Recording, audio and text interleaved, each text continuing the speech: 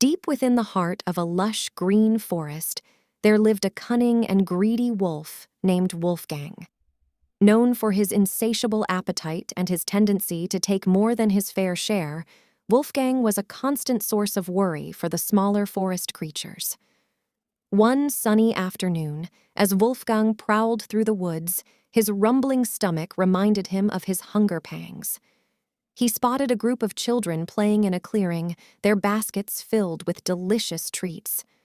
Wolfgang's eyes widened with greed, and he hatched a plan to snatch their goodies. With a sly grin, Wolfgang approached the children, pretending to be a friendly wolf who had lost his way. The children, initially wary, were charmed by Wolfgang's feigned innocence and agreed to help him find his home. As they ventured deeper into the forest, Wolfgang subtly guided the children towards a secluded spot, far from prying eyes. He then revealed his true nature, baring his sharp teeth and demanding the children's treats. Terrified, the children scattered in all directions, their baskets abandoned in their haste. Wolfgang, overjoyed at his ill-gotten gains, gathered the baskets and began to feast, stuffing his face with pastries, fruits, and sandwiches. However, as Wolfgang indulged in his gluttony, he failed to notice a wise old owl perched on a nearby branch. The owl, known for its keen observation and sharp wit, had witnessed the entire scene. When Wolfgang had finished his feast, the owl swooped down and landed before him. With a stern gaze, the owl reprimanded Wolfgang for his greedy behavior, warning him of the consequences of his actions.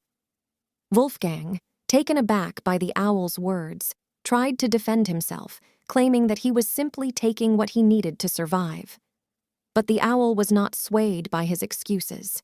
"True hunger is satisfied with moderation," the owl explained.